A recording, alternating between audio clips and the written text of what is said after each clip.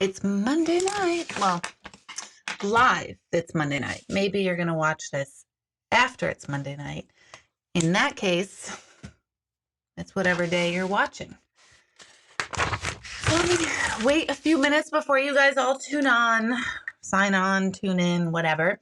For those of you who have not joined me before, let me know if this is your first time ever tuning in with me. My name is Deborah Hanlon. What am I? Who knows? Whatever it is, I am a human being who likes talking to all of you on Monday nights about energy. That's who I am today. So tell me where you're tuning in from, and if this is your first time, and how'd you hear about it if this is your first time? And I will begin with just stating the obvious that I do need. It's time for color, and I forgot to spray my spray upstairs. And yes, I am aware, and I will be getting this done on Friday. So by next Monday, my hair will be set. Hello, Mike. We're going to call each other brother and sister now. So my brother Mike is on watching. This is nice.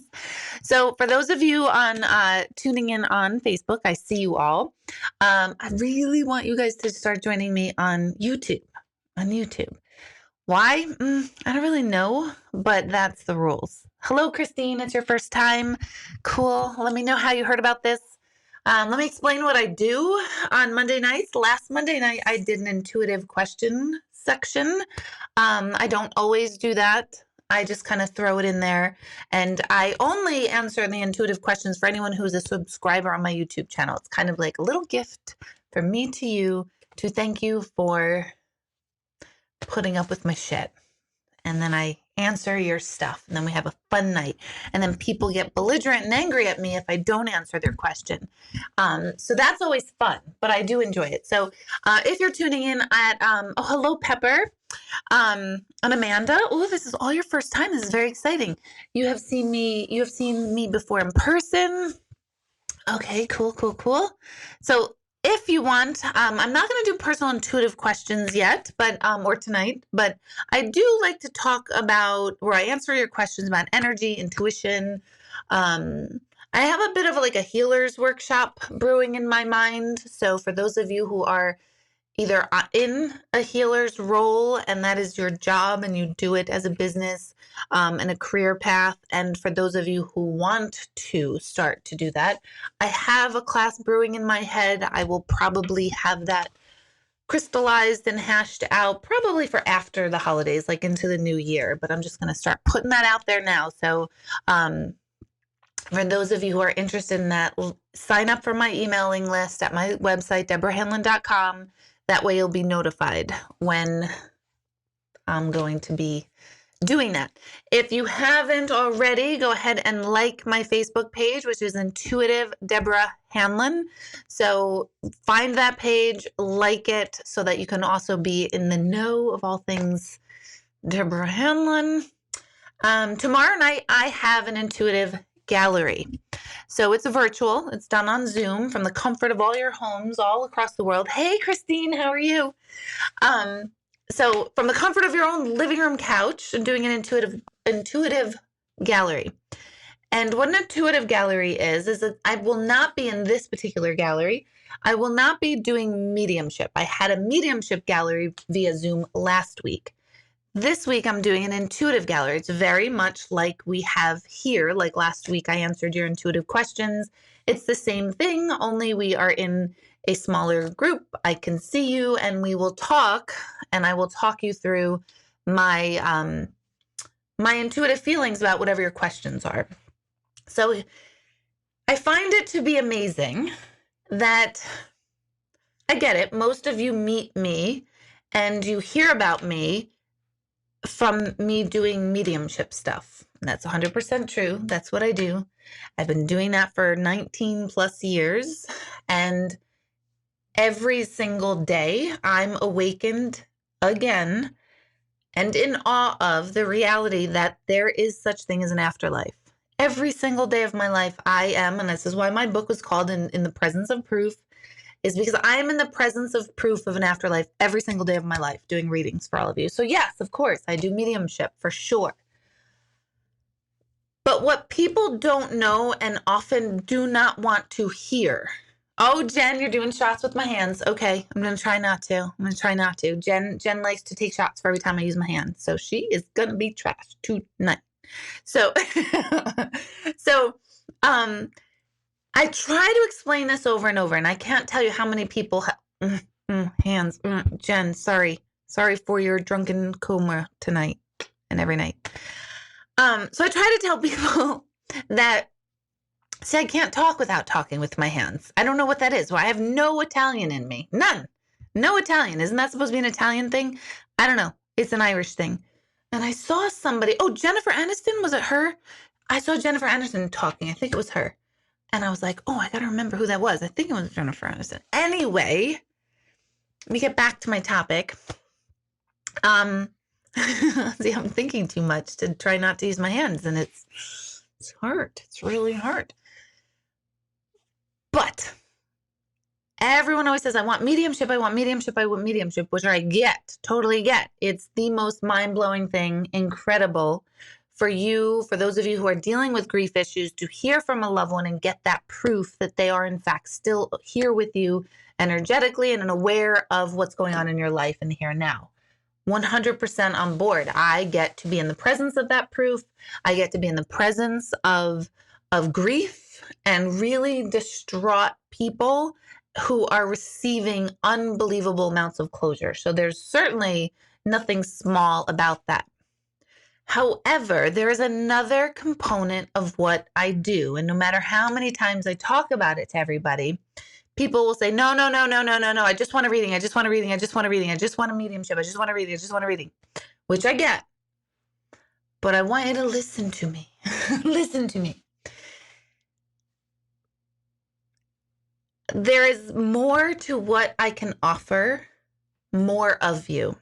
So for those of you who are like, yeah, it would be cool to hear from someone who's deceased, but it's not really what I need. I really need some insight, or I'm stuck, or I don't know what I'm doing, or I don't feel right, or I have anxiety, or I don't know what direction to go in, or my relationship sucks, or I'm just overwhelmed, or whatever. That's the work that I really love. And that's the work that I see exponential growth and transformation in people. I can feel people and where you're at. I can feel why your life is going the way it's going. I can hear it in your voice. I can feel it in your energy field. And I know for some of you will say, that's a crackhead, whatever. Well, then turn me off and go put on your shit shows while I do mine. Okay? So I really want to, I can't stress it enough, because so many people say, no, that's not what I want. And I'm like, I could do mediumship, but I'm going to tell you what, I have a class that's a fifth of the price of a mediumship appointment that would be so much better for you. So please look at my website. Please see what I offer, because maybe it's not mediumship that you really, really need. Maybe it's something else. Part of that is meditation, right? Talk about meditation. I've been leading meditation groups for 15 years. 15 years. Profound changes for people who consistently attend my meditation groups. They obviously used to be in person. Because of COVID, they're now on Zoom.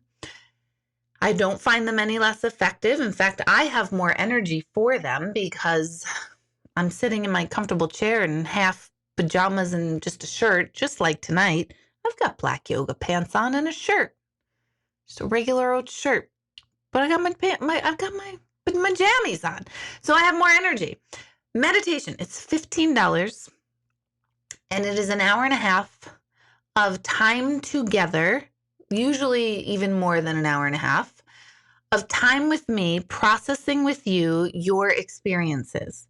And so many people say, no, I can't afford a session, or I can't do this, or I can't do that. And I understand that, and I get it. But I will not offer you something that I don't feel like you need. And I really feel like more people need actually the simpler things that I have to offer, rather than the 1 hour with me versus 12 weeks with me, which is everybody in my coaching program is spending 12 weeks with me, intensely working on your stuff with follow up and accountability and daily card readings. And a lot of stuff goes into the coaching, but people will say, no, I don't want that. I don't want that. So for those of you who have severe and incredible grief issues, a one-on-one session for mediumship may be what you need. But I would say that's only about 5% of you, believe it or not, 5% of you. 95% of you might think that's what you need, and I'm telling you it's not. And that's crazy for me to say. Why? Because a 1 hour session with me is not a small amount of money. But what I have to offer you on the smaller scales, because there's more people in the group, it is so much more affordable. So please look into everything else that I'm offering. I don't care what's going on in your life. I've either lived it myself, or I've seen it in my own family members and friends, or I've heard it through all of you. And I'm not a therapist. I am not claiming to be a therapist. I used to want to be a therapist, and I say thank you to the universe for not making me do that route, because everything I do is non-conventional. And if I were a therapist, I'd have to follow rules that I would never want to follow rules, meaning therapists often don't say how they can relate, or that experience happened to them, or, any of that stuff. So I take what I do very seriously. Everything is very top secret like a therapist. I call it my own HIPAA rules, but I'm not a therapist. I don't want to be a therapist. I like to be me. And I like to help people, and I like to turn the lights on for people so that you can finally connect the intuitive dots within yourself so that you start living a happier life that feels more authentic to you. That's more what I'm about. So yes, I became known for this mediumship, which is very cool, fascinating. But I keep telling people that is only the tip of the iceberg of what I can help you with and what I'm good at. To be honest, this other stuff is far more powerful. So meditation is $15 every Sunday night, comfort of your own home. It's recorded, even if you can't attend live. And then my workshops. And then tomorrow night, a virtual gallery, which is an intuitive gallery, which is different from mediumship. So an intuitive gallery is you ask a question and I process it with you. And in the process of me answering someone's question, I am also teaching others of how to feel their way through that particular question for themselves. So if someone feels blocked, Deborah, why am I blocked? Or what can I do here? It's a learning experience. So many times people will contact the office and Michelle will say, our calendar's full. She doesn't have a one-on-one appointment, but please start with a meditation group. And everyone, 90% of people are like, no, that's not what I want. I don't want that.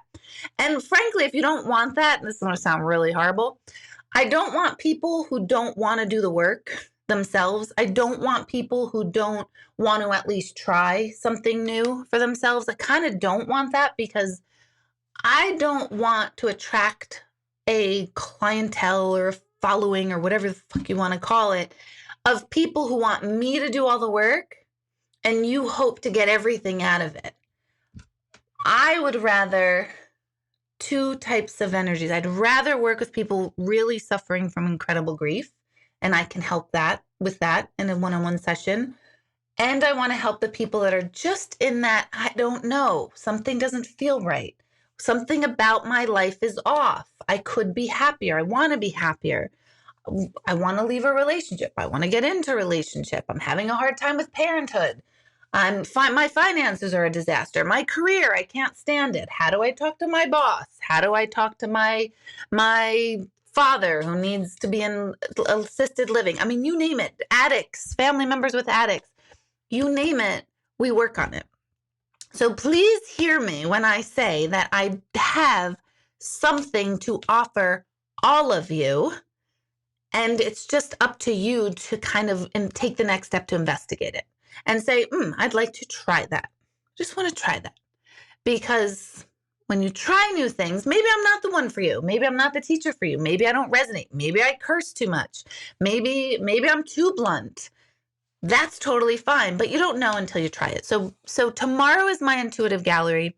You ask a question, I answer, I get to more of you. because I don't have to take the time and extremely exhausting, emotionally exhausting energy it takes for me to do mediumship. I get to do what I really, really love. And what I really, really love is to turn the lights on inside of people. Make you realize how smart and powerful and intuitive and in alignment you are. And even with there's these sticky, annoying parts of all of our lives that we all have. Not one of you tuning in to me right now has lived a perfect life, has a perfect life, or will have a perfect life. There's always stuff that needs refining and tweaking. That's the way life is. So that's that. So tonight I do want to kind of do a little bit of that teaching and get you to think a little bit. And it'll be interesting to see how many of you log off at this point, to be totally honest, because a lot of times people will say like, no, I just want you to answer it. And I have all the answers. I'm God, closer to God than God. I put the heavens and earths here. No, I'm not claiming to be God. I just have an intuitive sense. I know how people feel and why they're feeling the way they are. And I know tiny little tweaks that we can make to help you. So we'll see how many of you log off at this point because you're like, yeah, nah, she's not taking questions. Fuck that. I don't want it. I'm going to go watch this show. Versus how many stay on and say, hey, I do want to make a change. I am stuck. I am lost. I am anxious. We're in the middle of a global pandemic. This is not, I don't want to use the word unprecedented because I think if we all hear that word one more time, we're going to like lose our shit. But if you want to make changes in the middle of a freaking global pandemic, this will be the time to do it. It was, oh, no. My whole life is falling apart from the pandemic. I say good. I say perfect time to start. I say great. You know what? The entire world is an anxious ball of a mess. So let's just realize that we're all thrown off a little bit and then work towards what you do want. Because at the end of this, and what I mean by end, I don't mean the pandemic is going to be over. By the time we understand how to live safely with this illness, you will either revert back to your old self that you're unhappy with, or you will have worked forward to creating a new person. One of the two will happen. Which do you want? And that part is in your control. I don't care how difficult your situation is. Like I said, I've either lived it, I've had people around me live it, and I've certainly had clients live it. So along those lines with intuition is a lot of people will constantly tell me, I can't trust my gut. I don't know what is fear-based versus what is my intuition. Sometimes I think someone is really, really good. And then I find out 3 months later that, they buried their last 4 girlfriends in the woods, which would be disturbing. I don't know if I've had that one. I'll think about it though. Maybe I have had a client that dated a serial killer. I probably have. Hell, I probably have dated a serial killer. But anyway, so I don't think I dated a serial killer. Pretty sure of it. Just clarification in case like the rumor goes out, Deborah Hanlon dates a serial killer. No, I digress. So the part of intuition is sometimes it's super, super clear for sure. Sometimes it's not. When it's not, there are things you need to know about yourself and where you've come from, the beliefs and conditioning that caused you to behave in a certain way, so that you can then say, is this my conditioning speaking, or is this something that I really should be careful of? For example, if you were raised in a turbulent household, define turbulent in any way you want. Maybe it's financially turbulent. Maybe there was abusive parents, a lot of fighting, abusive sibling. You can define turbulent lifestyle. When we learn and are raised in a turbulent environment, turbulence and drama and fear is a natural state of being because you were raised with it. It's normal, even though it's not normal. So anytime someone with a turbulent background grows up and becomes a person that's supposed to be self-efficient, anytime things feel okay and calm and quiet, guess what? That doesn't feel good. It feels weird, like something's wrong, because what you're used to is turbulence and chaos. And so when you have clearing, you'll go, oh my God. And then what we do unconsciously is we create turbulence and chaos so that we can feel normal again. That's all of our own creation. It's conditioning. We're basically playing out the behaviors of what we've witnessed. Are you with me? I hope you're all with me. I forgot I don't have my little chat up here. Hold on. Where'd my chat go? Damn it. I hate when I can't find my chat. There we go. Okay. So I haven't seen anything when anyone's written tonight. Oh, okay. Here we go. Now all my regulars. Okay. So you're with me, right? So somebody with that past of turbulence creates calm in their life. They have to now feel normal. They want normal. So trauma and drama is normal. So guess who they date? They date someone who's going to make things turbulent, trauma and drama, so that it can feel normal. Even though it doesn't feel good, it does feel normal. So when your gut says, you go, oh, should I date this person? And your gut says, yeah, they feel great. I really like them. If you're unconscious and unaware of what your conditioning is, someone who is going to be not a good fit for you is going to feel good because not a good fit and turbulence is a norm. And so you might say, but man, I really, really thought that person was like it. She was it for me. They were it under your old conditioning, but you've grown up and you don't like that style, but you don't know how to undo it. So am I making sense? Give me like a thumbs up, hit thumbs up on the YouTube and on the Facebook. Give me a thumbs up or hello or yes, this is making sense. So this is why our intuition, we say, well, I followed my gut, but you didn't follow your gut. You followed your conditioning. So if we don't know the difference of how you were raised and what beliefs you're carrying that are no longer relevant, you're going to keep repeating the past and you're going to keep having the past and you're still going to think like, no, Mike, something's wrong with my intuition. It's way off. But there's nothing wrong with your intuition. It's that you don't know what to look at. So super important and very, very simple, right? It's a simple thing because all of a sudden, then you realize, wait a minute. Once I get clear on that and clear on what I want and clear on who I believe I am to be right now and who I'd like to be moving towards, certain things start to feel not right. Chaos, drama, turbulence will start to just feel not right because it's like, wait a minute. I don't want that. This isn't in alignment with me. And other than sociopaths, turbulence, chaos, dysfunction never feels right for anybody, ever. But we never see it as such because we're like, oh, what? If you're raised without money, not having money becomes a total theme for the rest of your life because that's what's normal. Are we making sense here? Let me see. I'm just running through. Kimberly, don't feel embarrassed about falling asleep in meditation last night. I saw that you were asleep and I turned your camera off because I got you. I got you, girl. Nobody needs to be watching anybody sleeping in their meditation. I was happy that you rested. So don't ever worry. If you fall asleep in meditation and I see you sleeping, I just turn off your camera. Easy peasy, no big deal. Let's see. Yes, this is making sense. See? So let's see. So the other part of using the same example is a lot of times, particularly females, I'm not going to sugarcoat that, we like to fantasize and believe someone is or going to be who we can make them be. Never going to happen, right? This is where we go wrong. This is where we're incorrect.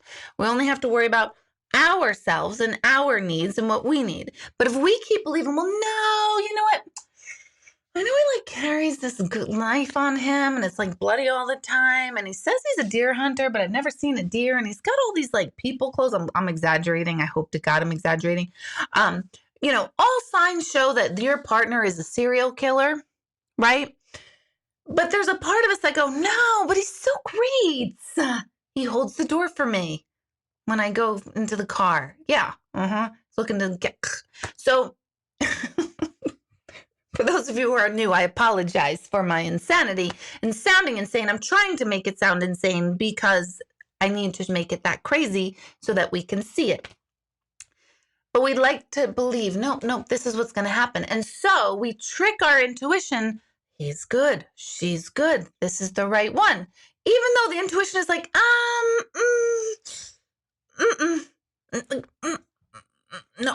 no. Say no. And we're like, no, he held the door for me. He's such a great guy. So this is why I want to teach people, what is your intuition? How do you listen to it? How do you know what is your intuition versus not? So these are the classes I'm teaching. These are the things. And that applies once you know your intuition, your career, your relationships with your kids, your parents, your family, your siblings, your spouses, your pets. Who else? My coworkers, bosses, all of that becomes a lot more clear because you're clear on what it is you want and who you are and what is authentic to yourself. You're clear on, hey, there's nothing wrong with you, but I just want nothing to do with you. And it doesn't have to be an angry match. It doesn't have to, you don't have to tell 50 people that, oh, I don't like so-and-so. It's just a clear, nope, doesn't feel right for me. That's it. Intuition is a very silent, subtle friend that is your authentic self. And it's never, ever wrong. Ever wrong.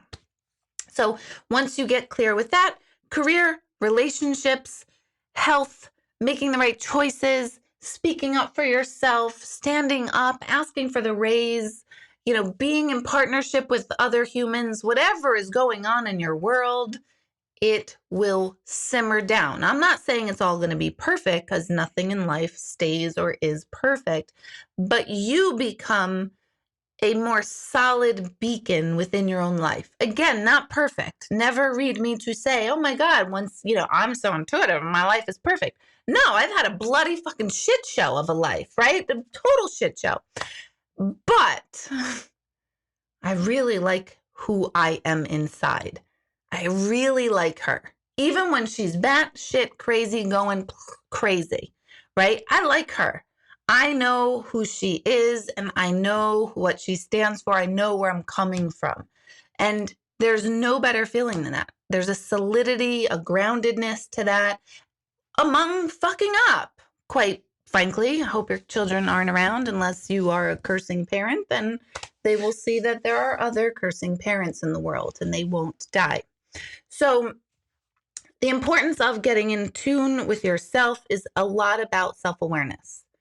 If you don't understand certain principles of how the human mind is wired and how the mind is wired, our behavior follows, and how our behavior over time, over and over and over and over, it becomes our way of life. It becomes who we are, who we think we are. And that's it. We're just like a block of cement that we really can't change much. But once you start diving inward, looking at your internal dialogue, those of you who are in my coaching program, we've been through this before many, many times. We've been through this. Notice what you're telling yourself about yourself. All that nasty, I always say your brain is an asshole, think better thoughts. I have t-shirts. I have a cool sweatshirt. I swear to God, I hate sweatshirts. I love my own sweatshirt, by the way. I have no idea what the link is for that. I have no idea how to get the sweatshirt. But I'm telling you, it's, oh my God. Spiritually Speaking by Teespring. Teespring, T-E-E spring.com. That's where my brain is an asshole, think better thoughts. And I also have it is what it is until it isn't sweatshirt. And I'm not kidding. I wear that sweatshirt all the time. The fabric, it feels so good. It's light, but it's warm and it's so soft. But anyway, I digress. I forgot about my sweatshirt. But anyway, I digress. Where was I? Shit. Hold on. I will remember it in a minute. What the freak was I just talking about? Someone want to, I'm scared. See, I shouldn't have brought up the sweatshirt. I'm literally legit scared. This is when I think I have early Alzheimer's, which is totally a possibility. So anybody want to like tell me where I was? Let me be your life coach. I have no clue what I'm talking about. No, none. Intuition, guidance, behavior, inner dialogue. Got it. Thank you. The inner dialogue, what we tell ourselves about ourselves. Oh, you're so fat. You're so lazy. Oh, you'll never get it together. Oh, you make changes for a week and then you fall back. All of that inner dialogue, that's going to run our show. And if we don't intercept the inner dialogue, then we're not going to make changes. And we're certainly not going to make lasting changes, right? So you have to pay attention to that inner dialogue. What are you telling yourself about yourself? I guarantee it's a shit show, right? We want to clear that. Let's be nicer to ourselves. Let's stop telling ourselves how fat or lazy or how unproductive or what a crappy mother, blah, blah, blah, blah, blah. Whatever the story is that you're telling yourself, pay attention to that. Then, here's my personal favorite. So we're looking at our conditioning, our behaviors, our patterns, our inner dialogue, and then what are we saying about others? Now, I have been with people, grown-ass adults, who are talking about other people. Like mean, like nasty, like observing people on the street. Oh my God, look at that one. Blah, blah, blah. This is why I'm not social. I don't give two fucks what someone's wearing. I don't know who those people are. I don't want to be in a judgmental zone of other people. I have plenty of my own self-judgments, and I have a shit ton of judgments of my own family. You know what I mean? I'm going to own those. But regular strangers on the street, coworkers in your office, what are you saying about other people? Is it mostly rude? Is it mean? Is it nasty? Is it gossip? If it is, it's a projection of how you really feel inside. And that needs to be cleaned up because we either tell ourselves really bad things or we tell other people bad things about others. And neither one is in alignment with spirit, our intuition, our authentic selves, and that spiritual space within, the energetic space within. And I've seen so many people like, oh my God, Deborah, no, I would never. And I'm like, really? I've been with you when you have been blatantly gossiping or blatantly rude and mean. So you want to look at these. You have to look at our behavior. This is why nobody wants me in the other realm other than mediumship. People go, no, Deb, I never do that. I never do that. Bullshit. We all do it. We all do it until we don't. And hopefully we get ourselves to the place where we feel sticky enough and ugly and yucky enough to where we go, I don't really need to do that anymore. I really don't. Are you going to be 100% perfect? No. But this is self-awareness. The more self-aware we are, the more intuitive you become. The more things flow naturally. Things feel better. Perfect? Nope. Better? Yep. You live more according to who you are inside. And you align yourself with the few, because there will be only a few people in your inner circle who really, really you align with. And this is a lot of work. It is a lot of inner work to do. But the alternative is to stay unconscious and not looking at your own stuff and constantly wondering why everyone else is fucking up or why you are. That's the only outcome on that. There's a way out. I believe it. I have shouted and screamed and cried and resisted against certain events in my life, in the universe. So I'm not saying that this makes your life perfect, but you definitely will live with yourself and who you are. You won't question your decisions. You won't flip-flop back and forth with everything. And you just feel better. And I am very proud because actually I thought numbers would drop off, but there's actually more of you on here than when I started. So that shows me that people are ready. You are looking. You are seeking. If you're a seeker and you want to change stuff in your life, there are some very simple formulas, simple ways to look. It's not simple work, though.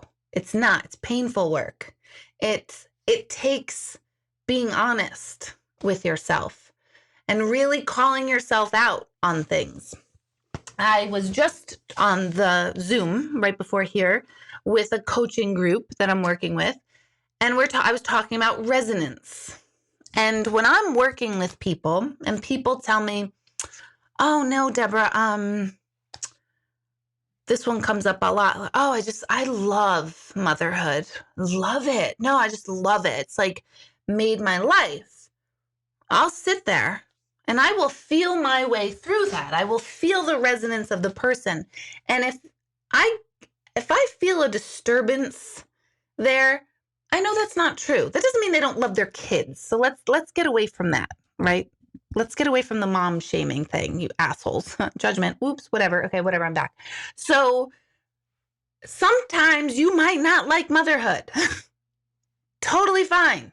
I don't know many people who love projectile vomit and waking up 6,000 times and having to constantly pick up after. But there's a lot of parts of motherhood that are not great. The constant worrying, the constant stressing, no matter whether they're 1 minute old or 50 years old, there's parts of motherhood that don't feel good.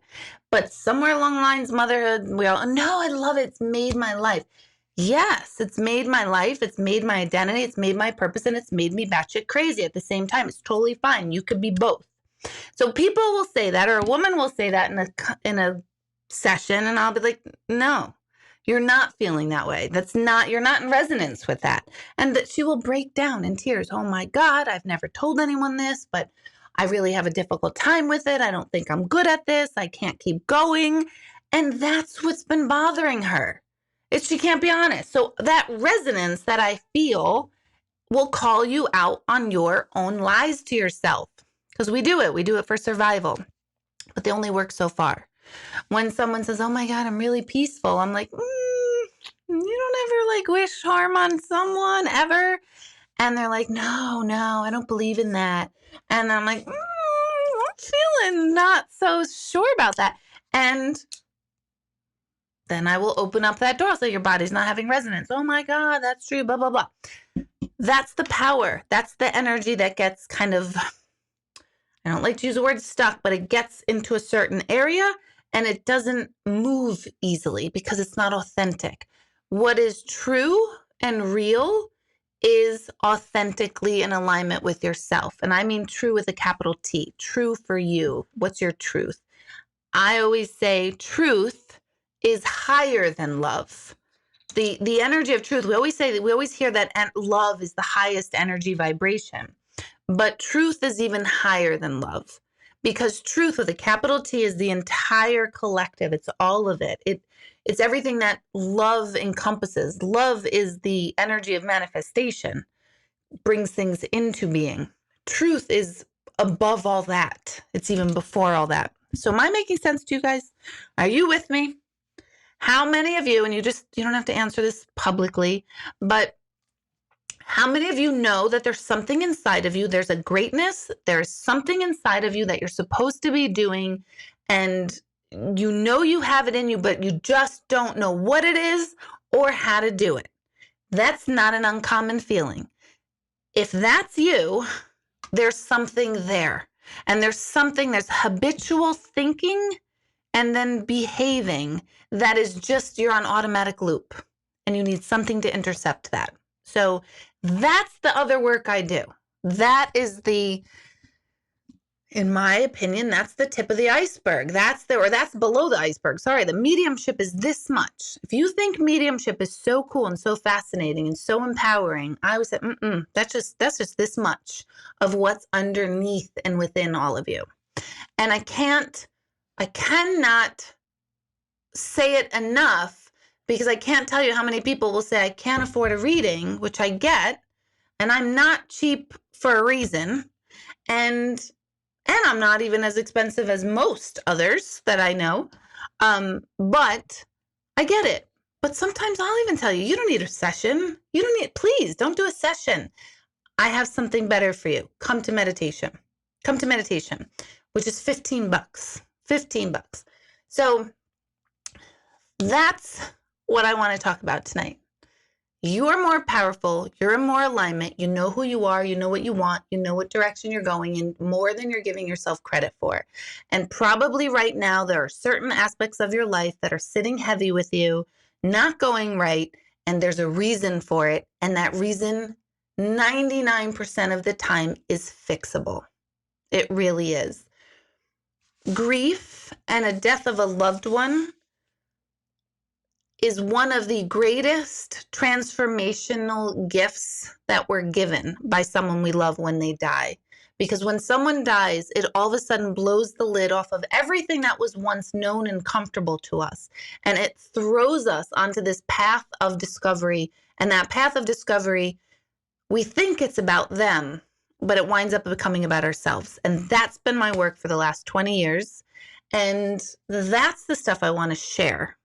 Not just the mediumship stuff. And I'm not saying mediumship is not important or needed, but there's more. There's more to the story. So yes, Kimberly. So let me hear your thoughts, your questions about this, not personal intuitive questions. I do have that intuitive gallery tomorrow night, but more questions about this. Anything that you need me to clarify, anything else on top of this. Kimberly, is that why the truth always comes out in the end?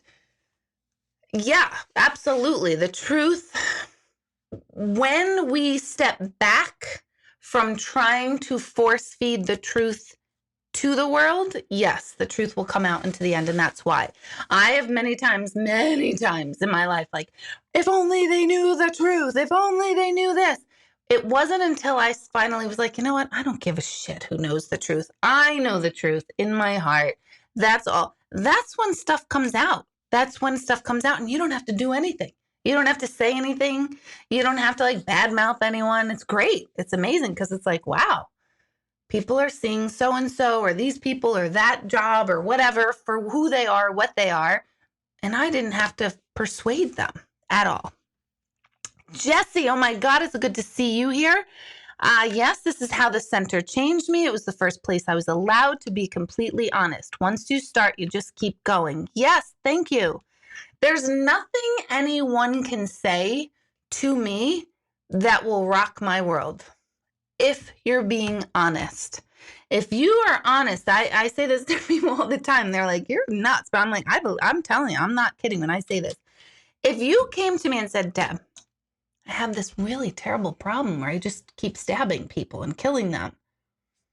If that's what's honest, I'm going to be like, okay, we can fix this. We can work on this. This is workable.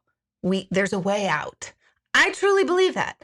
But if we sugarcoat and try to make ourselves out to be who we're not, and if we kind of hide these aspects of ourselves that we're trying to keep hidden, no change is ever going to happen. But when you're truthful and honesty, all change can happen. But truth and honesty is painful and difficult. And it takes vulnerability. I constantly am literally in awe and humbled, truly, of all of you who do come to me and share the most intimate parts of your life. The most intimate parts. And there's never, and I have heard some crazy stuff, some like, wow, never thought of that. Okay, stuff, never judgment because someone is being open and vulnerable and honest with themselves. And then I get to be in the space sharing it with them. That's holy land to me. That's divinity. That's like higher than high. There's no greater compliment. There's no greater moment that humbles me as a human being. That's what gets me up in the morning of like, who needs to actually just be themselves and have someone hold the space for them today? Because I love holding the space if you're willing to do the work. I have people who do pretend they're doing the work and they're not doing the work. And so and I'll call them out on it. I'll be like, yeah, no, you're not really doing the work. And then I'll get you to do the work. So how do you deal, Nancy is asking, how do you deal with knowing the truth about something that a parent keeps from you and they lie to you and will take it to their grave? Well, that's a great question.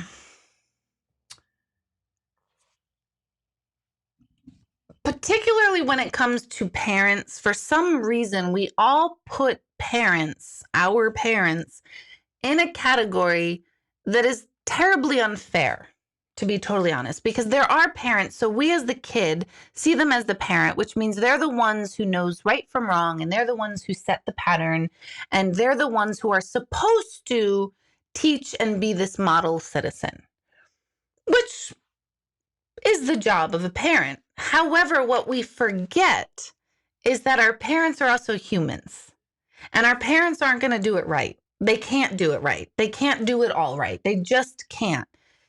And when you realize, okay, my parents are humans, and there's something that they're keeping for whatever reasons that they feel, and most likely if it's something they're holding tight, it's particularly, Nancy, your parents' generation, they definitely were not a generation that was open to displaying, what was that, like their laundry, their dirty laundry. I always get these sayings wrong.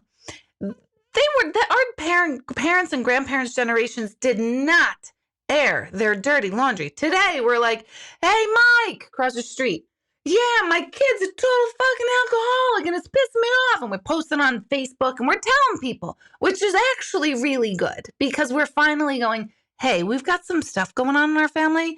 Have you ever had this? And people are like, yeah, we have that every day. No biggie. So honesty and having it out there is a good thing. But our parents and their parents' generation didn't. So don't forget that they're cooked in that conditioning. So maybe this is something that they feel so ashamed about, or they have their own reservations, or they are just not ready to wake up to. You kind of got to give them that slack as humans. And if you know the truth, you can kind of come from that place of, I know the truth. I wish it would come from them. I wish they would open this dialogue with me, but they're not. And they're not going to. And you release yourself from the expectations of parents, because we do. We all have way too big expectations of parents, and parents have way too big expectations of kids. And if we forget that we're all human, and I don't care, the Dalai Lama, he's not a father, but if he were a father, he would totally fuck it up. These kids would be like, oh, please, my father's so freaking spiritual. Yeah, right. You know what? He was meditating 6 hours a day and he had no time for me. And you'd be like, he's the freaking Dalai Lama. He did some good stuff. I don't care. He was an asshole. He didn't know how to make meatballs.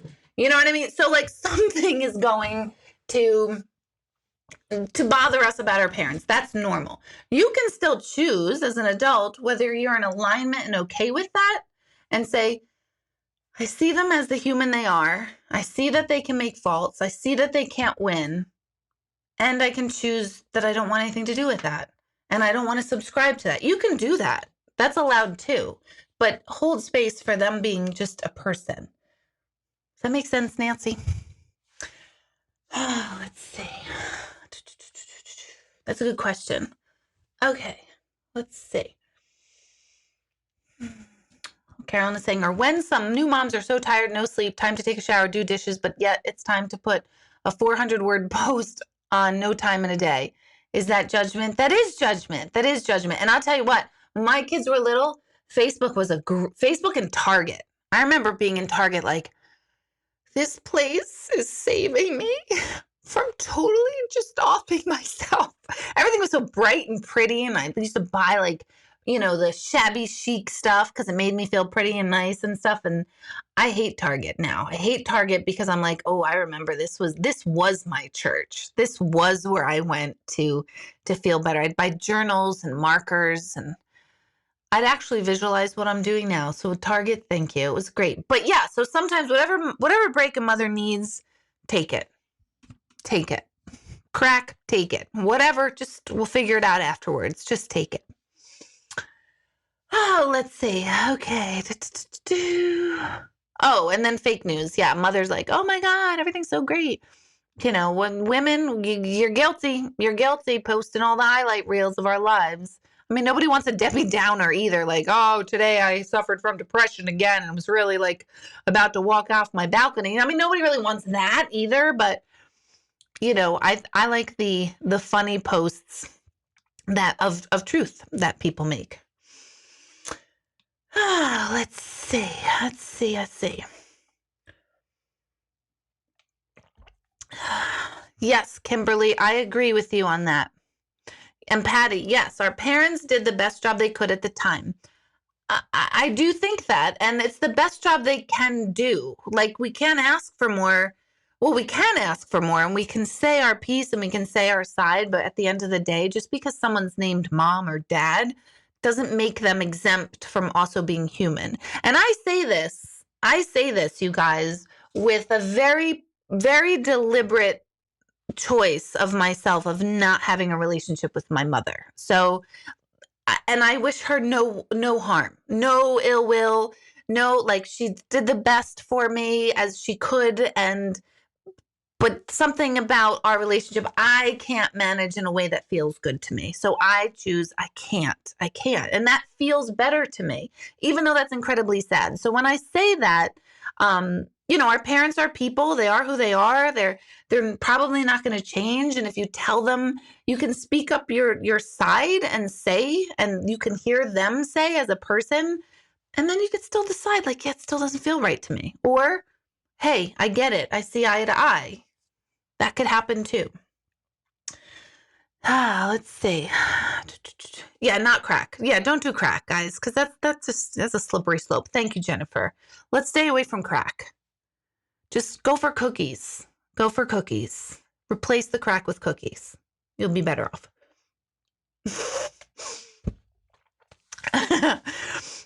Okay. Also, we have to realize the times that our parents grew up in and tried to raise us, those times were not easy.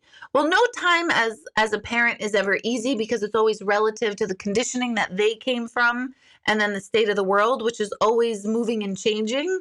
So it's like today, being a parent, little children, quarantine, woo, I put me in World War. Put me in World War. Put me on a boat to Normandy, and I will stampede through the ocean and get on the beach with guns and stuff before I'm gonna homeschool a pre-K student. That's for damn sure. So I think today it's always relative. It's always relative. And I'm big for those. And I talk about motherhood a lot because I personally think that's the number one place women are such phony fucks about. So I ask anyone who's in my sphere. I used to question my motherhood. I used to question my parenting. I used to think I was the worst mother ever because I was just so freaking tired and drained and not happy in my old life.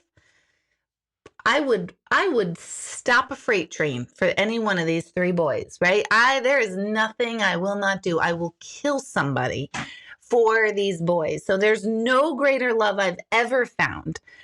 My inner serial killer. Well, anyone who hurts them or bothers them, I'm like, oh, okay, duly noted, motherfucker.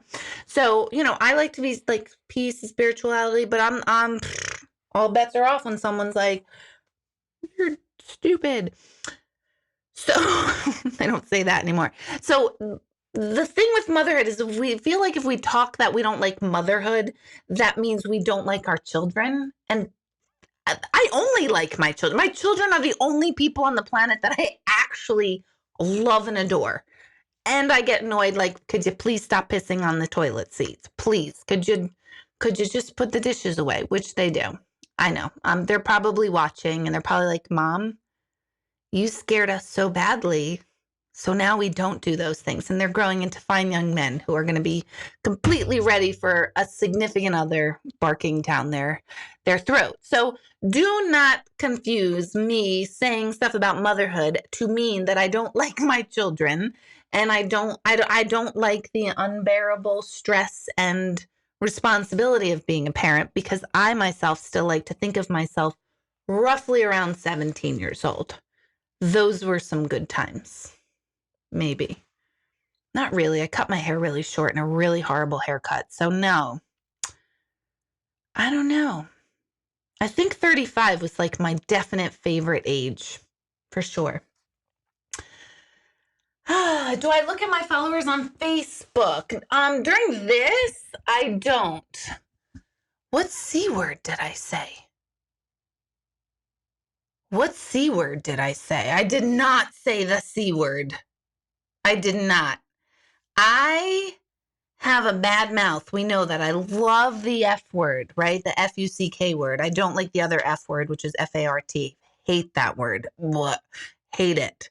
Hate it. F-U-C-K? Love it. But I did not. So what's C word? I did not say the C word.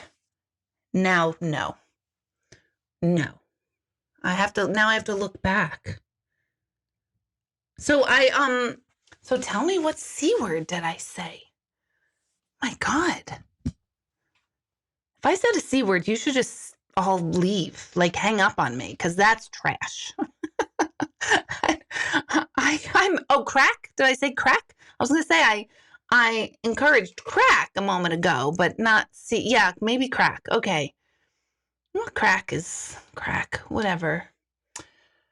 Let's see. Forgiveness. Yes, Julie said my mom was an alcoholic and mentally ill. Forgiveness is healing. Forgiveness is healing. And I myself even have forgiveness for my mom, but that doesn't mean that I want to have, I personally don't want to engage. I don't know how she feels. Probably now that I'm talking live, she definitely is like, well, screw you. I don't want anything to do with you either.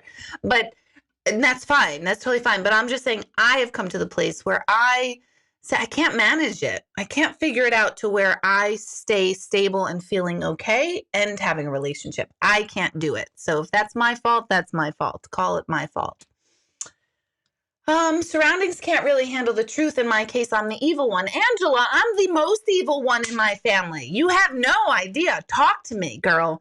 Oh my God. They think I'm like, I don't know what they think. They didn't reach out, but please don't if you're listening, because usually there's one of them that are listening on Monday nights, by the way. Just like to throw that in there because it's passive aggressive me doing that. But, so yeah, a lot of times your surroundings can't handle the truth. But change the truth to my truth and just keep trying, like, my truth. This is what feels right for me. Maybe I'm right. Maybe I'm wrong. I'll be willing to admit that maybe I'm wrong, but it feels right for me. So maybe you don't like it, but it feels right for me. Now, there's a slippery slope there. Oh, cookies? Cookies is the C word? Cookies is like not the C word that I was thinking of. Crack was more in alignment, but crack, cookies, whatever. But I definitely wouldn't say the C word. And my ratings went, and everyone's like, oh, she's trash. Let me get out of here. So yeah, Angela, just keep coming up with what feels right and best for you, and it will be challenged. That's for everyone. Your decisions, I knew it was cookies. Your decisions and changing will absolutely tweak people around you, and they won't like it. So you'll get pushback. And the more pushback you get, either the more sinking into your seat you'll get, and you'll just say, oh, forget it, I'm not going to do this, which is what we all do for a while until that no longer works. Or we say, no, I really can't live under this persona anymore. Let's see. Hello, Marnie. Let's see. Christina, I relate so much when you talk about motherhood, and especially when your kids were young. Mine are 3 and 5 now. Oh, 3 and 5 are really hard ages, Christina. And that's what I was saying before.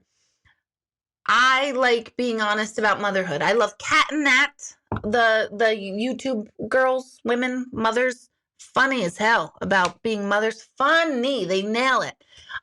One Funny Mommy I like. Dina something I like. These are women who are speaking about the honest truth about motherhood. And that does not mean we don't love our kids. That's I always used to say, that's my problem, that I love you. Otherwise, if I didn't love you, I'd be like packing my bags. And I'd be like, I got a stick and a handkerchief and all my belongings just in, and I'm just going to walk down the street and I'm just going to have not a care in the world.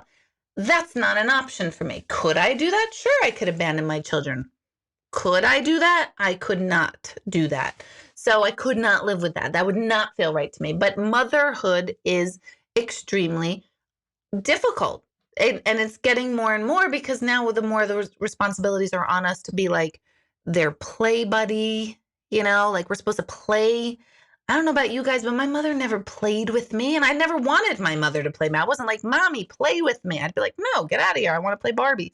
I want Ken and Barbie to kiss. You know what I mean? I wasn't going to do that in front of my mother. So today, now it's like, Mommy, play. And you're like, oh my God, I don't want to play. I don't. So for those of you who have mothers, young children, old children, you're not alone. Stay real. Stay true and real with what you feel. You're nowhere close to being off the rails. It's great when your kids start to realize you're just a person too, and they start getting your sarcasm and top your sarcasm with theirs. It's great. It's so great, Jennifer. That's why I love teenagers, because teenagers have finally learned my brand of crazy. They've learned my brand of love.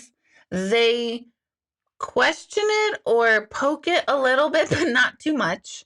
My son, Ben, recently said, no, you're scary. You're scary when you're mad.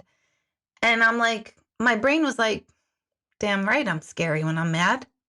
Should be scared. Should be scared for your life. And I like that.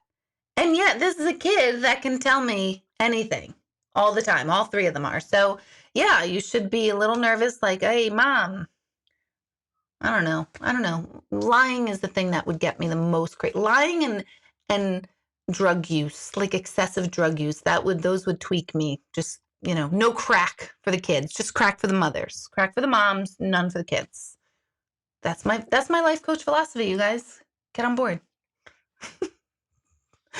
For those of you who are new here, yep, my name is Deborah Hanlon. Let me help you change your life by offering you crack, cookies, and motivational speaking. Contact my office for more speaking events where I can encourage your audiences too to take crack because it's better. Whatever. Oh my God. Let's see. Oh my God. My grandmother left everything behind in Scotland, came to America on a boat for a while with 3 small children by herself. It's insane. Although that sounds awfully similar to me, what homeschooling in a pandemic is like. It's kind of the same to me, believe it or not. Mother is the best and hardest part of my life. So hard and painful with teens. I think it's just a mishmash of all sorts of emotions where you're like really proud when they make a decision on themselves, and then your heart's breaking, and then you just feel shit. And then as parents, I'll never forget when I would lose it because, it was dinner, bath, bedtime, right? And it just didn't seem so smooth with 3 little boys. And it would be dinner, bath, which meant my entire tub is going to be completely all over the bathroom. And there's going to be more shit I have to clean up. And then I'm going to have 3 rowdy little boys running around. I'm going to try to powder their little butts and get them in pajamas. And then they're fighting and wrestling. And one's crying. And then one trips and hits their head. And then I'm just losing it. Like, no story time tonight. And I hated story time. And I was just like, be illiterate. I'm fine. Eventually your teacher's going to teach you to read. And you're going to be fine. And guess what, ladies and gentlemen? All 3 of my children just this week are talking about the books they're reading. So if your kids did not get read to, okay, and they see you reading every once in a while, that's just going to just show them books in your house. Forget about reading. Show books that are in your house. They're on the bookshelf. They're going to get it. You're going to be fine. I promise you. So mommy of a 3 and 5-year-old, if you didn't read them a story time tonight and your heart is breaking, you feel guilty because you lost your shit right before bedtime, you and 80 million other women did too. And the kids are fine. They don't even remember it in the morning. And you're just sobbing and you just are like, I'm the worst human being ever. And then we do it all over again until they're teenagers. And then they sleep in late and it's better now. So, okay. So Deirdre, how do you find your peace? Well, I kind of explained that. I don't know if you were tuned in earlier, but I kind of explained parts of it. I mean, there really is no one way. It depends on what's going on. It depends on what the disturbance is inside. It depends on how much we allow ourselves to be in alignment with what our peace is. In the coaching class right before I came on here, we were talking about hobbies and how hobbies as a kid, we were taught were hobbies. And then there was real life. Like these are just things we do because we like it and they're hobbies and they're fun. But very rarely, particularly in my generation and those before me, we're really taught that hobbies were hobbies and then, you've got to like have a career, right? Not many people connected the dots of your hobby being your career. So somewhere we kind of veer off away from our hobbies and we try to go find ourselves. And then we realize, man, I was really made to be, this was my hobby, learning about life and death and religion and energy and light and physics and people and humanity and psychology. That was literally my hobby. Teaching and writing. Those were my hobbies. That's what I liked. And tennis. That's what I liked as a kid. And Barbies. So, and I cut their hair. I cut all my Barbies' hair into a bob. So all my Barbies had no hair, except for Western Barbie. I kept her hair. But anyway, I digress. So those are my hobbies. And look, we eventually should come back to our hobbies. So whatever you liked as a kid, there was a reason for it. And that's what I said tonight. That's the universe's whisper saying, hey, this is a good area for you. This is the part of you that we want in the world to show up. So no doubt for those of you who enjoy your career and love your career, it is probably in alignment with one of your hobbies and interests as a kid earlier on. For those of you who absolutely hate your career, it's probably way out of alignment from what you liked as a kid. So Deirdre, getting back to yours, it depends. It depends on what's going on. But the first step would be getting to understand yourself and emotions and what that means. And I'm telling you, all of you, I can't say enough, start with my meditation. It sounds when people say, no, I can't meditate. I'm very ADD. Do you think I'm not ADD? Do you think you think I'm like levitating because I'm meditating so much? No, I'm the most ADD person I know. I'm getting worse as I get older too. I wasn't ADD as a kid at all. Now I'm like, oh my God, look, I just talked about Western Barbie. That was nowhere in the conversation, but there it was. So yes, I get your ADD. I get that you're like, oh, I can't sit still. Get it. I get it. I can walk you through that process. So I would start with something as simple as, with me, a meditation group. Something as simple as that. So Kimberly's saying, I'm way too forgiving, but I keep receipts and I never forget, and I'll tear you apart if it's done again. Oh, the wrath. Yes. I feel like that's female. I really feel like that's female. Like, oh, I keep receipts. I like that. I want to use that, Kim. I'm going to be like, I'm like Kim. I keep receipts.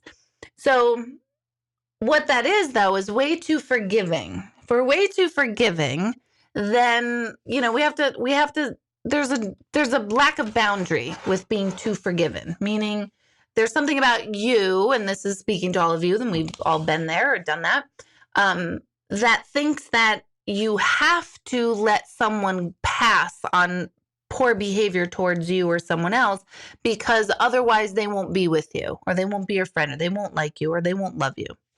And that's a boundary. It's sort of like, no, you can be loved and you can say, no, I don't like that. And that person can either get on board or they could go. But either way, you're going to be okay because you feel good and like, no, I'm not okay with that. I'm not okay with that.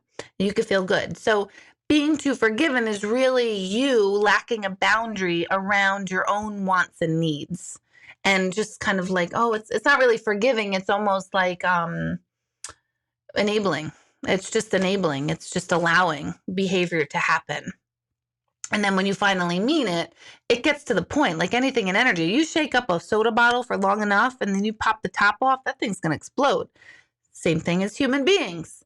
We keep pushing down and pushing down and pushing down emotions and thoughts and feelings. The more we push it down, someday one little thing's going to twist the cap and bam, it's going to just spray everywhere. So that's normal, but there's a better way.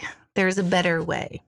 And it's never about perfection, right? It's not about finding all these answers and then you're going to live blissfully and perfectly. It doesn't really translate like that. You just want to just like who you are. You could still have desires and wants in the world and still want to achieve certain things, but you could still be at peace with yourself in that process. And to me, that's the goal. Peace in that process. Da, da, da, da. I'm reading all your comments. Hello, Heidi and Tammy. I'm not Heidi, Holly. Sorry. Hi, Holly. Hi, Lori. Hi, Cassandra, Erin, Kim, Mary. Trying to give you guys a shout out here for tuning in with me. Erin, June, Chris with a K, Lisa? Yeah, Lisa. Okay, let's see. I'm scared to have kids because if I have a kid that was like me during the teen years, I couldn't. Oh, my poor mother. Let me go give her a hug. Yes, go give your mother a hug and be like, wow.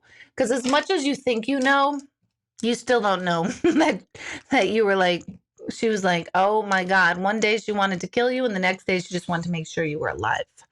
And that's motherhood. I know. That'll be my new sweatshirt. That's my new sweatshirt. Welcome to motherhood. Yes, Cassie, I agree. I think we would have less postpartum depression if women were honest about motherhood starting with childbirth. I had it, so I'm speaking from experience. Totally. I remember when I had my first son, you don't know what to expect. I didn't read the books. Like, I didn't read What to Expect When You're Expecting. And I always thought I was clearly a shit mother because I didn't read it. But I just didn't feel like reading it. And I was like, I don't know. What the hell? I didn't want to. So, but I remember thinking, like, I should have read the book. I should have read the book, as if that would have keyed me in on stuff. But I remember, like, leaving the hospital with my son. And I was sobbing. I was crying. And I'm like, oh my God, something's wrong with me. I can't stop crying. And the nurse was like, what's wrong? Are you okay? And then I thought, oh my God, I'm clearly not. Clearly, I'm not okay right now. I have a cute little brand new baby. I feel incredible love for him. I did, thankfully. I know a lot of women don't at first. I was warned about that from a family member that said, if you don't feel bonded to the baby right away, don't worry about it. And thank God that person said that to me because I didn't expect to be bonded, which is what all women feel. And I really felt incredibly, instantly bonded, thank God. But they warned me in case I didn't. So I set myself up with, okay, that was my only mothering advice someone gave me, and it was the best I could have given or had. My sister's pregnant too, so I need to go tell her that one. But so I'm crying, and now she's like, "What's wrong? Is everything okay?" And then I really was like, "Oh, no. Apparently it's not okay because you do this for a living. You send mothers off every day with brand new babies, and clearly I'm the only one who's crying. So I'm fucked up, right?" That's what I thought. Now I wish I knew who that woman was. I'm going to be like, what is wrong with you saying what's wrong with me? You should have been like, oh my God, honey, this is what happens. It's hormones. This is what happens. You're totally normal. And I would have been like, oh, good. Okay, I'm normal. So labor and delivery nurses, please get a clue. And if you've never had a baby, you have no clue. So just know, oh God, I've never been here, but I've seen a lot of moms, that kind of thing, that relating thing. So I agree 100%, Cassie. By the way, I'm looking at this. I do have a meditation class that I forgot. It's only up to the first, I think 50. I think it's the first 50 people who sign up for the Introduction to Meditation experience on deborahhanlon.teachable.com. That one I do know. And it's 50% off, which I sound like Crazy Eddie when I say 50% off. I hate it. But I just reduced the price, which is now $48 for a 10-hour meditation experience class. Speaking of motherhood, here's my little breath in. Hi. What are you doing? I don't know. I'm lost in this. Oh, hi. I was just talking about how much I love you. Yeah, I look gross. You don't look gross. I got a mustache. Wait. Quarantine. Oh, it's okay. So do I. So does Mommy. Mommy's got a mustache. Right down here. This is Christopher. This is my littlest cave boy, for those of you who don't know. We're just talking about how I'm so calm and peaceful all the time and loving and nurturing. Mm-hmm. Yeah. Yeah. Yep. That's me. Christina, literally everything you say about motherhood resonates with me hard. It helps me more than you know. I do know, Christina, because I was you. It was the bath water, wasn't it? The bath. I was just talking about. So you're 15, and I don't think you realized how miserable mommy was when you were babies and taking baths, and you splashed the water all over, and I'd be like, really? You don't remember that? I was like happy and fun. I was a baby. Do you remember how many times I read to you before you went to bed? You read it, book. No. Oh, okay. No, I mean, I did sometimes, but I couldn't do it, Christopher. I was about to say, what? I don't remember that at all. I'm supposed to be talking to Mike? Oh, yeah. I'm going to be down just for a couple minutes. Okay. Past my bedtime, man. It's past your bedtime. Right, because I instilled a very proper bedtime. No, I go to bed at like as a child. It's like I was very clear on bedtime.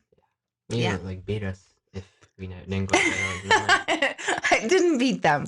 I wanted to beat you guys, but I didn't beat you guys. I used to chase Jack up the stairs because I'd get so tense and he would just make me cry. I'd chase him up the stairs and I've been thinking if I get a hold of him, I'm going to kill him. But thankfully, I didn't get a hold of him. Jen, I'm loving motherhood now that the kids are older. Now I get to torment them. I loved motherhood with teenagers. I do. I love it because I could be like, are you fucking kidding me? Right? Sorry, I cursed. My terrible. Ironically, my children don't really curse because they're like, it's trash. Right? Yeah. Not even that it's trash. It's just like maybe Ben curses more, right? But he does that as like a joke, like screams as a joke. Right. Not like me. Maybe. Who knows? Where's the fucking peanut butter? That's what I'm saying. Like, my God, I'm trash. Whatever. So random. No, well, I saw peanuts there, so that's what made me think of it.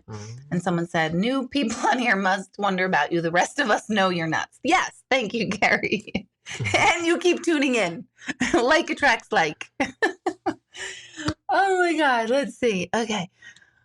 I read to them every damn night. No one reads. See, Nicole? See, I did not. And they're all reading books. Jack even said, Mom, I want to like start collecting a shelf of all the books I'm reading. And I'm like, well, you know, I valued education in a really big way. I got into reading now. Yeah, I know. I read one page of a book so far, guys. That's reading. Yeah, I count it as reading. It counts as reading. Do you want to tell them what the book is about? No, he's not on. Okay, good. It's about, I don't even know. It's just like the Lakers and Kobe Bryant. It's on, yeah. Yeah, his grandfather sent him a book about Kobe Bryant, Lakers. Oh, look at that. Look at that. Oh, look at squirrel. Look at that scratch. It's terrible. Sorry. I got one on my leg. Look. From Baker jumping. Huh. We're so like. Oh, look at squirrel. Oh, let's see. Okay, real life peace from loss of loved one is what Deirdre was saying. Deirdre, that's a whole other. That is a big. I don't want to say starting point, but that's a big starting point. That's a whole other level. Like when you're grieving the loss of a loved one, that is not time to look at your conditioning and your inner thoughts and all of that. That is like survival mode. So when you're grieving the loss of a loved one, it really is just showing up for yourself however you are in each moment. So if you're upset, sad, you cry. If you're really angry about it, you get angry about it. If you need to talk about it, you talk about it. If you need to not talk about it, you need to not talk about it. It's like wherever you show up for yourself, wherever you're at in the moment. And none of it feels right. None of it sounds right. You're leaving? I am. Okay. Good night. All right. Good night. We love you so much. All my heart. So that's a whole other ball game, as they say. It's the worst. But as you move through your grief, then certain pathways and certain things will start opening up for you. And what I mean by move through your grief is as you're honoring yourself and as you're along that journey and learning along the way, then everything else starts coming together. So I do like to make jokes in here. And part of that is because we don't have enough laughter in this world. And as adults, we don't laugh enough and we don't talk about real stuff and we're not authentic enough. And laughter lifts our vibration really fast. So laughter is truly like the best medicine energetically. But when you're talking about getting closure and needing peace and missing someone who's passed and not being able to say goodbye or only remembering them and their final hours, or whatever the entire circumstance and scenario is for you. That's just honoring where you're at in each moment, reaching out to people who are able to hear you at any point. Sometimes people will come to me and they'll say, I think my family is getting sick of me crying over this. I can't tell people. People think I should be over this by now, which is absurd. That's like my labor and delivery nurse, whoever she was, that was like, what's wrong with you? Why are you crying? Hormones. So some people just don't get it. So keep doing the work. And what's the work? Just keep finding things that help you feel better, finding healthy things that help you feel better. And Kristen is new here. Hello. Helping raise our granddaughter who's 7. I find that meditation's a must. Absolutely, Dana. Jennifer's laughing at my Western Barbie. See? People are saying join meditations. I'm scrolling through quickly. Being a mother is the hardest job in the world. I have 3 boys. Kristen, I also have 3 boys. I get it. There's like this bond with mothers that have 3 boys. It's just a thing. It's like this unspoken, like, I salute you. I got you. That's what it is. And I feel like God was so smart. God, universe, higher power was brilliant giving me boys, because I think I would have destroyed a daughter. I think I would have been like, really? Stop. Shut up. Let's go. So I don't think I was made to have a daughter. I will love my daughter-in-laws. Let's see. My mother left when I was 5. My brother was 3. After my entire life of allowing her to emotionally abuse me, I finally blocked her and don't speak to her. I feel so much better. See, everyone's living these lives that we don't know about. And yeah, sometimes it doesn't feel right. It doesn't. My mother is very emotionally available to whomever she's talking to at the moment. That's not what I need. I want truth. I want honesty. I want clarity. I want clearness. I want honesty. And if I don't get that or feel like I'm not getting that, then I need to shut it down. So whatever you choose with someone, as long as we don't make someone else wrong, then we're fine. If we just own it, like, it doesn't feel right. I don't even have to describe anymore, thankfully. And that doesn't mean I just, don't get pissed off sometimes. But for the most part, it's like, I don't need to explain it. It just feels better for me. That's it. This feels better for me. Oh, my goodness. I swear, and you sound like me as a mom. Oh, that is so crazy. Let's see. So funny. Mommy's got a mustache. Yeah, mommy's got a stash. In fact, I'm going for a laser hair treatment. It's not really a stash. It's more of a beard. But whatever. It's fine. Whatever. Who am I seeing? It's quarantine. It's the best part of quarantine. I drove my son into joining the Marines. Just ask him. See, Jen? See? Oh, my goodness. Does your mom still cut your hair? No. That was just a quarantine thing.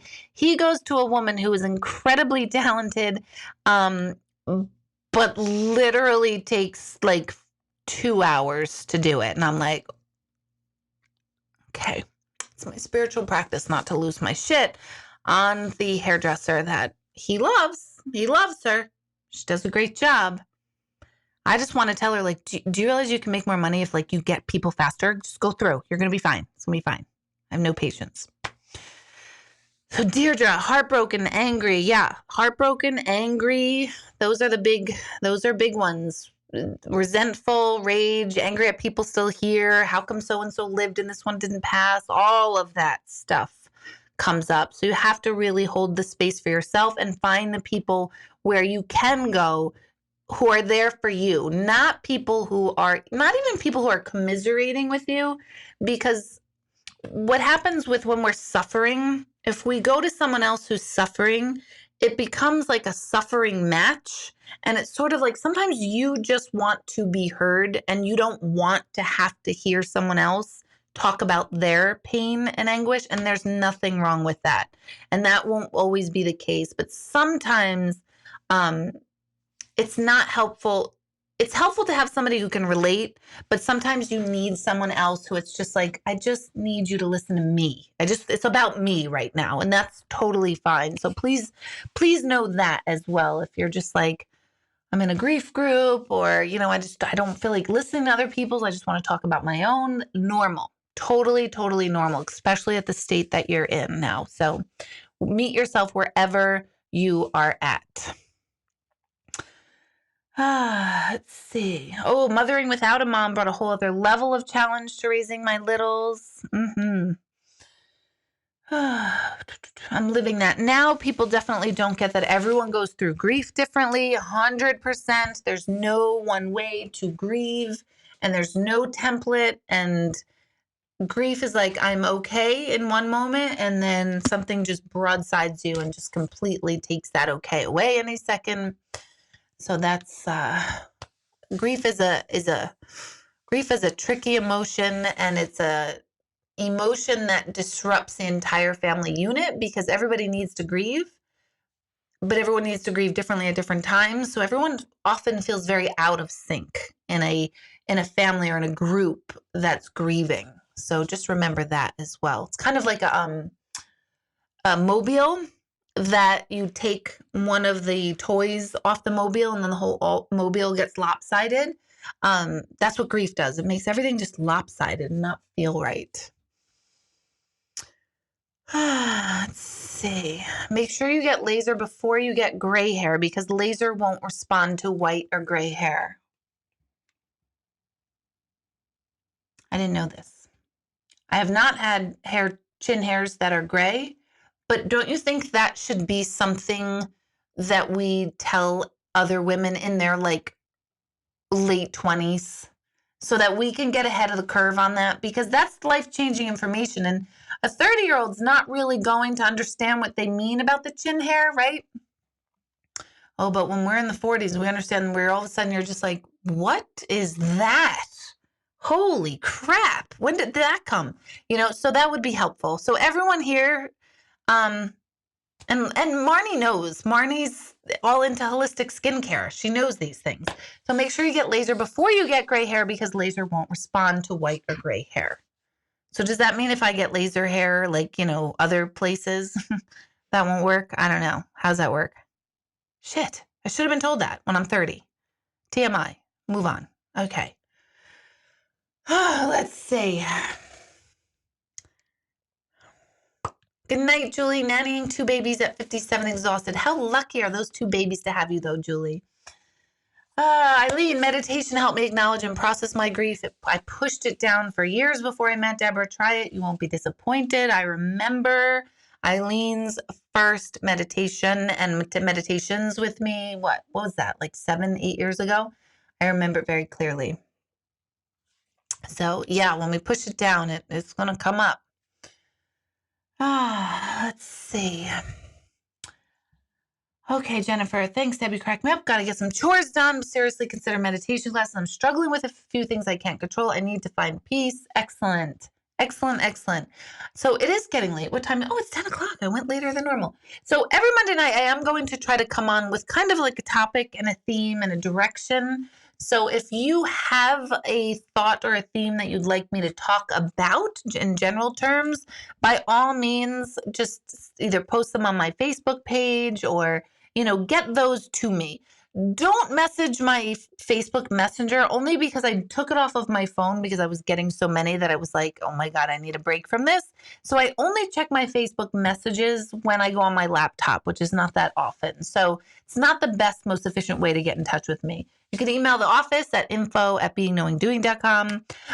Look up on teachable.com, Deborah Hanlon at teachable.com for the meditation experience 10-hour course that you do on your own time. It's not live. It's all downloaded to you and you log on and you complete the different exercises. And in that class, I do 10 different meditation styles so that you can get a sense of multiple types of meditation and not just one. So like guided imagery and I am mantras and a chakra meditation.